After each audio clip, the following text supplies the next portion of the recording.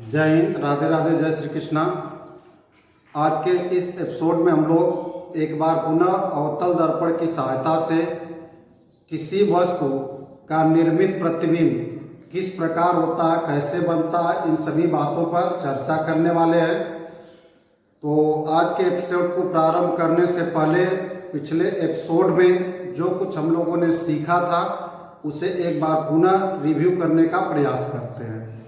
तो फ्रेंड्स, यह आपका अवतल दर्पण है और इस अवतल दर्पण के उभरे हुए भाग को पॉलिश करते हैं, जबकि दर्पण के दबे हुए तल से प्रकाश का रिफ्लेक्शन कराते हैं। और जब किसी दर्पण के दबे हुए भाग से प्रकाश का रिफ्लेक्शन होता है तो उस दर्पण को अवतल दर्पण कॉनकेव मिरर कहा जाता है। इस अवतल दर्पण के सम्मुख 6 अलग अलग स्थितियां बनती है जहां किसी वस्तु को रखते हुए वस्तु के प्रतिबिंब को अवतल दर्पण की सहायता से बनाया जा सकता है। उसमें पहली स्थिति होती है अनंत की स्थिति। अनंत का मतलब होता है कि जब वस्तु को हम दर्पण से काफी दूर रखते हैं। तो जब किसी पहली स्थिति हो गई, दूसरी स्थिति होती है अनंत और वक्रता केंद्र के बीच की स्थिति। वक्रता केंद्र दर्पण के मुख्य अक्ष पर स्थित वह बिंदु होता है जो या वक्रता केंद्र उस गोले का केंद्र होता है जिसकी सहायता से अवतल दर्पण को बनाया जाता है। तो जब दूसरी स्थिति होती है अनंत और वक्रता केंद्र के बीच की स्थिति। तीसरी स्थिति वक्रता केंद्र होता है। चौथी स्थिति वक्रता केंद्र और फोकस के बीच। पांचवी स्थिति फोकस पर और छठी तथा लास्ट स्थिति बनती है फोकस और ध्रुव के बीच। इन 6 स्थितियों में किसी वस्तु को रखते हुए हम प्रतिबिंब को ड्रा कर सकते हैं। और इन 6 स्थितियों में किसी वस्तु को रखते हुए प्रतिबिंब बनाने के लिए आपको 3 रूल याद कराए गए थे, जिसमें पहला रूल कहता है कि जब कोई प्रकाश किरण अवतल दर्पण पर मुख्य अक्ष के समांतर टकराती है तो रिफ्लेक्शन के पश्चात फोकस से होकर जाती है। दूसरा रूल इसका अपोजिट है, जब कोई प्रकाश किरण फोकस से आते हुए दर्पण पर टकराती है तो रिफ्लेक्शन के पश्चात मुख्य अक्ष के समांतर हो जाती है। और तीसरा रूल कहता है कि जब कोई प्रकाश किरण वक्रता केंद्र C से जाते हुए अवतल दर्पण से टकराती है तो टकराने के पश्चात अपने मूल मार्ग पर वापस लौट आती है। इन्हीं तीनों नियमों का पालन करते हुए हम किसी वस्तु के प्रतिबिंब को ड्रा करेंगे। अब प्रतिबिंब से संबंधित कौन कौन से प्रश्न होते हैं जो आपसे परीक्षा में पूछे जाते हैं, तो किसी भी किरण आरेख से रिलेटेड या किसी वस्तु के प्रतिबिंब से संबंधित 4 प्रश्न आपके परीक्षाओं में पूछे जाते हैं। पहला पूछा जाता है कि प्रतिबिंब की स्थिति क्या होगी। प्रतिबिंब अवतल दर्पण के सम्मुख जो आपको 6 स्थितियां हमने स्टैंडर्ड रूप से बताया, उन्हीं स्थितियों के बारे में पूछा जाता है कि प्रतिबिंब वास्तव में किस स्थिति बनेगा। अनंत पर बनेगा कि अनंत और वक्रता केंद्र के बीच में बनेगा, या वक्रता केंद्र पर बनेगा, या वक्रता केंद्र और फोकस के बीच में बनेगा, या फोकस पर बनेगा, या फोकस और ध्रुव के बीच में बनेगा। इन 6 स्थितियों के बारे में आप सबसे पूछा जाता है। इसके बाद दूसरी चीज पूछी जाती है प्रतिबिंब की प्रकृति क्या होगी। प्रकृति का तात्पर्य प्रतिबिंब आभासी बनेगा या वास्तविक बनेगा, प्रतिबिंब वर्चुअल बनेगा या रियल इमेज बनेगी। इसके बाद आपसे पूछा जाता है प्रतिबिंब का आकार क्या होगा। आकार का मतलब प्रतिबिंब वस्तु से बड़ा बनेगा या छोटा बनेगा। और लास्ट चीज आपसे पूछी जाती है विन्यास के बारे में। विन्यास का मतलब प्रतिबिंब वस्तु के सापेक्ष उल्टा बनेगा या सीधा बनेगा। यही 4 प्रश्न आपसे बार बार पूछे जाते हैं। प्रकृति और विन्यास एक दूसरे से जुड़े होते हैं। जब किसी प्रतिबिंब की प्रकृति वास्तविक होती है तो विन्यास उसका उल्टा होता है। जब प्रकृति आभासी होती है तो विन्यास सीधा होता है। क्योंकि बार बार मैं कह रहा हूं कि वास्तविकता हमेशा उल्टी होती है जबकि कल्पना हमेशा सीधी होती है, कल्पनाएं हमेशा सीधी होती है। तो इस प्रकार से काल्पनिक प्रतिबिंब को आभासी प्रतिबिंब या आभासी प्रतिबिंब को काल्पनिक प्रतिबिंब कहा जाता है। तो इस प्रकार से काल्पनिक प्रतिबिंब का जो विन्यास होगा, जो बनावट होगी, हमेशा कैसी होगी? उल्टी होगी, सॉरी सीधी होगी। और वास्तविक प्रतिबिंब का जो विन्यास होगा, जो बनावट होगा, उसका विन्यास हमेशा कैसा होगा? सीधा होगा, उल्टा होगा। वास्तविक प्रतिबिंब उल्टा बनेगा और आभासी प्रतिबिंब सीधा बनेगा। अब हम लोग जिन 3 स्थितियों में वस्तु को रखते हुए प्रतिबिंब ड्रा किए थे, उसमें पहली स्थिति थी जब वस्तु अनंत पर होती है। देखिए यहाँ पर वस्तु अनंत पर है और जब वस्तु अनंत पर होती है तो यहाँ से 2 किरण मुख्य अक्ष के समांतर लाते हुए दर्पण से टकराते हैं। और जैसा कि आपको बताया गया कि यदि कोई प्रकाश किरण मुख्य अक्ष के समांतर आते हुए दर्पण से टकराएगी तो रिफ्लेक्शन के पश्चात कहाँ से होकर जाएगी? फोकस से होकर जाएगी। तो देखिए यह पहली प्रकाश किरण मुख्य अक्ष के समांतर आती है, दर्पण से टकराती है और रिफ्लेक्शन के पश्चात फोकस से होकर जाती है। इसी प्रकार दूसरी प्रकाश किरण मुख्य अक्ष के समांतर आती है, दर्पण से टकराती है, रिफ्लेक्शन के पश्चात फोकस से होकर जाती है। अब रिफ्लेक्शन के पश्चात आपतित किरणें जिस बिंदु पर एक दूसरे को काटती है या जिस बिंदु से आती हुई प्रतीत होती है उस बिंदु पर इमेज बनती है। तो अब ये दोनों प्रकाश किरण रिफ्लेक्शन के पश्चात फोकस पर एक दूसरे को काट रही है, या आप यहाँ पर खड़ा होकर जब देखेंगे तो ये दोनों प्रकाश किरण फोकस से आएगी। तो अब यहाँ पर प्रतिबिंब कहाँ बनेगा? फोकस पर। प्रतिबिंब की स्थिति फोकस पर बताई गई थी। इसके बाद चूंकि प्रकाश किरण रिफ्लेक्शन के पश्चात वास्तव में एक दूसरे को काट रही है, अतः प्रकृति वास्तविक है। और यदि प्रकृति वास्तविक है तो विन्यास क्या होगा? उल्टा होगा। बताया गया प्रकृति वास्तविक तो विन्यास क्या होता है? उल्टा होता है। स्थिति फोकस पर है और आकार कैसा है? बिंदु जैसा, अर्थात बहुत छोटा प्रतिबिंब बनता है। इसके बाद जो दूसरी स्थिति है उसमें वस्तु को अनंत और वक्रता केंद्र के बीच में रखा जाता है। जब वस्तु को अनंत और वक्रता केंद्र के बीच में रखा जाता है तो अवतल दर्पण की सहायता से इसका प्रतिबिंब बनाने के लिए पहली किरण को मुख्य अक्ष के समांतर लाते हैं, और यदि पहली किरण को मुख्य अक्ष के समांतर लाते हैं तो रिफ्लेक्शन के पश्चात यह प्रकाश किरण फोकस से होकर जाएगी। दूसरी किरण को वक्रता केंद्र C से लेकर जाते हैं, और यदि दूसरी किरण वक्रता केंद्र C से लेकर जाते हैं तो रिफ्लेक्शन के पश्चात यह अपने मूल भाग पर वापस लौट जाएगी। ये दोनों किरणें जिस बिंदु पर एक दूसरे को काट रही है उस कटान बिंदु को मुख्य अक्ष से लंबवत मिलाएंगे, A डैश B डैश के रूप में प्रतिबिंब पाएंगे। अब इस प्रतिबिंब की जो स्थिति है वह कहाँ पर है?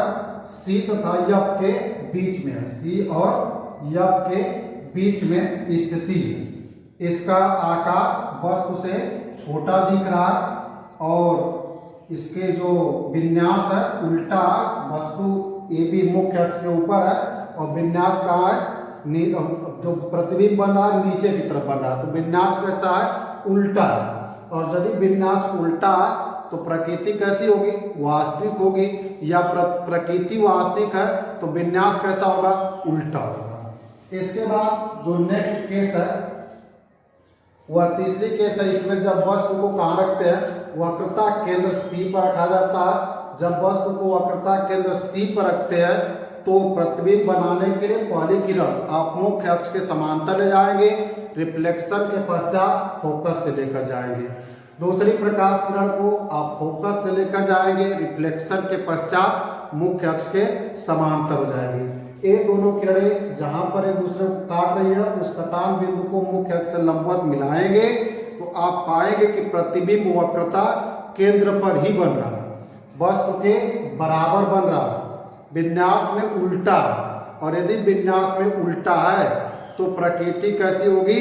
वास्तविक होगी। इसके बाद यह 3 केस आपने पिछले एपिसोड में पढ़ा था। अब हम लोग आज के एपिसोड में चौथी केस लेते हैं। इसमें वस्तु को हम लोग अनंत और वक्रता केंद्र के बीच में रखते हैं। तो जब वस्तु को हम लोग अनंत और वक्रता केंद्र के बीच, वस्तु को इस केस में हम लोग को अनंत नहीं, वक्रता केंद्र और फोकस के बीच में रखना है। चौथी केस में वस्तु को कहाँ रखना है? वक्रता केंद्र और फोकस के बीच में रखना, सी और एफ के बीच में रखना है। तो देखिए यहाँ पर यह आपका वक्रता केंद्र सी है, यह सी है और यहाँ पर फोकस एफ। इसके बीच में वस्तु ए बी रखी जाती है। तो पहले आप करेंगे क्या कि इस बिंदु वस्तु से एक प्रकाश किरण मुख्य अक्ष के समांतर लाएंगे, दर्पण से टकराएंगे। तो यह प्रकाश किरण मुख्य अक्ष के समांतर आती है, दर्पण से टकराती है। तो जो प्रकाश किरण मुख्य अक्ष के समांतर आती है, दर्पण से टकराती है, तो टकराने के पश्चात अर्थात रिफ्लेक्शन के बाद कहां से होकर जाती है? फोकस एफ से होकर जाती है। तो यह प्रकाश किरण फोकस एफ से निकल गई। दूसरी प्रकाश किरण को हम फोकस एफ से लेकर जाएंगे, दर्पण से टकराएंगे, तो रिफ्लेक्शन के पश्चात यह प्रकाश किरण मुख्य अक्ष के समांतर हो जाती है। अब ये दोनों रिफ्लेक्टेड रे जिस बिंदु पर एक दूसरे को काट रही है, उस कटान बिंदु को जब मुख्य अक्ष से लंबवत मिलाएंगे तो प्रतिबिंब के रूप में ए डैश बी डैश पाएंगे। अब इस प्रतिबिंब के बारे में चार बातें आपसे पूछी जाएगी। पहला, प्रतिबिंब की स्थिति क्या है, दूसरा प्रकृति का, तीसरा आकार और चौथा विन्यास के बारे में। तो आप देख पा रहे हैं कि यह जो प्रतिबिंब है, यह जो प्रतिबिंब ए डैश बी डैश है, यह अनंत और वक्रता केंद्र सी के बीच में बना हुआ। तो स्थिति हो जाएगी अनंत और वक्रता केंद्र के बीच में। दूसरी बात, इस प्रतिबिंब का जो आकार है, ए डैश बी डैश का जो आकार है, ए बी की तुलना में बड़ा, तो प्रतिबिंब कैसा बनेगा? बड़ा बनेगा। इसके बाद विन्यास देखेंगे तो विन्यास कैसा दिख रहा है? उल्टा दिख रहा है। और यदि विन्यास उल्टा है तो प्रकृति कैसी होगी? प्रकृति आभास, विन्यास उल्टा तो प्रकृति वास्तविक होगी, क्योंकि वास्तविक प्रतिबिंब सदैव उल्टे बनते हैं। तो इस प्रकार से चारों बात आप बता सकते हैं। नेक्स्ट केस की बात करें, इसमें हम लोग क्या करते हैं कि जब वस्तु को कहाँ रखते हैं? फोकस पर रखते हैं। तो देखिए वस्तु को कहाँ रखा गया? फोकस पर रखा गया, ए बी के रूप में। यहाँ वस्तु फोकस के ऊपर रखी गई है। तो अब इसका प्रतिबिंब बनाना है।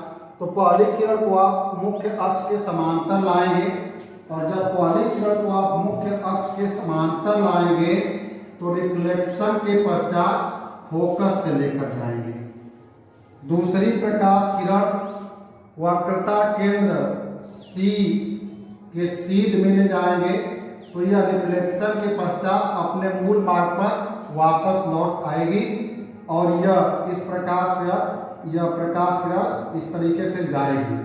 अब चूंकि ये दोनों प्रकाश किरणें एक दूसरे के समांतर हो गई रिफ्लेक्शन के पश्चात, और ऐसा माना जाता है कि जो समांतर किरणें हैं वह अनंत पर एक दूसरे को काटेगी, अनंत पर एक दूसरे से मिलेगी। तो इस प्रकार से जब वस्तु को हम फोकस पर रखते हैं तो प्रतिबिंब अनंत पर बनता है। और इस अभी मान लेते हैं कि यहीं पर यदि काट रहे हैं तो इसी को अनंत यदि आप मानते हैं, तो भी आप इस कटान बिंदु को जब मुख्य अक्ष से मिलाएंगे तो आप पाएंगे कि जो प्रतिबिंब बन रहा है उसका आकार, जो प्रतिबिंब बन रहा है इसका आकार वस्तु के आकार की तुलना में काफी बड़ा दिख रहा है। तो इस प्रकार से आकार वस्तु से बहुत बड़ा होगा, विन्यास उल्टा है, और यदि विन्यास उल्टा है तो प्रकृति वास्तविक होगी। तो स्थिति हो गई अनंत और वक्रता केंद्र के बीच में, आकार वस्तु से बड़ा, विन्यास उल्टा और प्रकृति वास्तविक बनी। इसके बाद लास्ट केस है,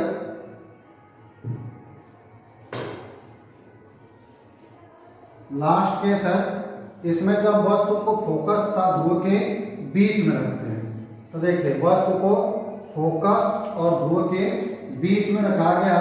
यहाँ पर अपना फोकस है और यह ध्रुव P है, इसके बीच में वस्तु AB रखी गई। इसके प्रतिबिंब को बनाने के लिए आप पहली किरण मुख्य अक्ष के समांतर लाएंगे, रिफ्लेक्शन के पश्चात फोकस से लेकर जाएंगे। यह प्रकाश किरण फोकस से होकर जा रही है।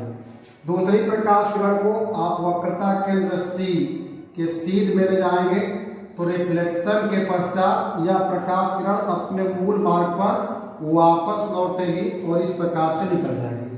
ये दोनों प्रकाश किरणें जैसे जैसे दर्पण से दूर जा रही है, अपने आपस में भी क्या हो रही है, दूर होती जा रही है।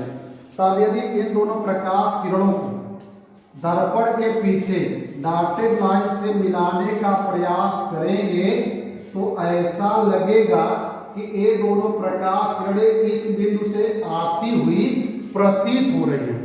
और जब प्रकाश किरणें किसी बिंदु से आती हुई प्रतीत हो या प्रकाश किरणें रिफ्लेक्शन के पश्चात किसी बिंदु पर काटे, तो वो उस बिंदु पर प्रतिबिंब का निर्माण होता, उस बिंदु पर इमेज बनती है। तो अब इस इमेजिंग पॉइंट को हम जब मुख्य अक्ष से परपेंडिकुलर मिलाएंगे तो प्रतिबिंब के रूप में A' B' पाएंगे। अब इस प्रतिबिंब के बारे में भी हम लोगों से 4 बातें पूछी जाएगी। पहला, प्रतिबिंब की स्थिति क्या होगी, तो यह प्रतिबिंब दर्पण के पीछे बना हुआ है। तो इस स्थिति में आप बोलेंगे प्रतिबिंब दर्पण के पीछे बनेगा। कब पीछे बनेगा, जब वस्तु को फोकस और ध्रुव के बीच में रखेंगे तो अवतल दर्पण द्वारा बना प्रतिबिंब दर्पण के पीछे बनेगा। दूसरा, प्रकृति पूछी जाती है, तो प्रकृति बताने के लिए आप देखेंगे ग्राफ में कि प्रतिबिंब का विन्यास उल्टा है कि सीधा है। तो आप देख पा रहे हैं कि प्रतिबिंब और वस्तु दोनों ही मुख्य अक्ष के ऊपर है, मतलब विन्यास कैसा है, यहाँ पर सीधा है। और यदि विन्यास सीधा है तो प्रकृति कैसी होगी, आभासी होगी। आभासी का मतलब काल्पनिक होगी और कल्पना हमेशा सीधी होती है। तो इस प्रकार से विन्यास होगा सीधा। और आपसे पूछा जाए आकार क्या, तो आकार वस्तु से कैसा है, बड़ा। तो स्थिति हो गई दर्पण के पीछे, आकार होगा वस्तु से बड़ा, प्रकृति आभासी या काल्पनिक और विन्यास सीधा बनता है। अब जो हम लोगों ने अवतल दर्पण के बारे में पढ़ा, अब इससे रिलेटेड प्रश्न परीक्षा में किस प्रकार से बन सकते हैं, यहाँ पर हमने कुछ प्रश्नों का कलेक्शन किया और इससे बाहर कोई भी थ्योरेटिकल क्वेश्चंस नहीं जाएगा। अवतल दर्पण से संबंधित जो भी प्रश्न होंगे यही प्रश्न आपसे परीक्षाओं में पूछे जाएंगे, चाहे वह बोर्ड एग्जाम हो या कॉम्पिटिटिव एग्जाम। कहीं किसी प्लेटफॉर्म पर आपसे यही प्रश्न पूछे जाएंगे। अब इसमें हम प्रश्नों को आपको समझा देते हैं और आप इन प्रश्नों को सॉल्व करके कमेंट के रूप में अपने उत्तर को जरूर बताने का प्रयास करें। तो प्रश्न है कि अवतल दर्पण के किस क्षेत्र में, अवतल दर्पण के किस क्षेत्र में, पहला प्रश्न है प्रतिबिंब छोटा बनता है। आपके सभी उत्तर जो 6 ग्राफ आपको दिखलाए गए उन्हीं के अंदर निहित है, तो उनको इत्मीनान से देखिए, बनाइए और सभी प्रश्नों का उत्तर दीजिए। तो पहला प्रश्न है कि अवतल दर्पण के किस क्षेत्र में प्रतिबिंब छोटा बनता है। दूसरा क्वेश्चन है प्रतिबिंब बराबर बनता है और तीसरा प्रतिबिंब बड़ा बनता है। 3 तरह के दर्पण आप पढ़ेंगे, समतल दर्पण, अवतल दर्पण, उत्तल दर्पण। तो समतल दर्पण में प्रतिबिंब सदैव बराबर बनता है, उत्तल दर्पण में प्रतिबिंब सदैव छोटा बनता है, जबकि अवतल दर्पण ही एकमात्र ऐसा दर्पण है जिसमें प्रतिबिंब बड़ा भी बनेगा, बराबर भी बनेगा और छोटा भी बनेगा। तो यह काफी महत्वपूर्ण प्रश्न बन जाता है यहां से कि अवतल दर्पण के किस क्षेत्र में वस्तु को रखा जाए कि प्रतिबिंब वस्तु से छोटा बने, किस क्षेत्र में रखा जाए कि प्रतिबिंब वस्तु के बराबर बने, और किस क्षेत्र में रखा जाए कि प्रतिबिंब वस्तु से बड़ा बने। इसी तरीके से नेक्स्ट क्वेश्चन होगा आपका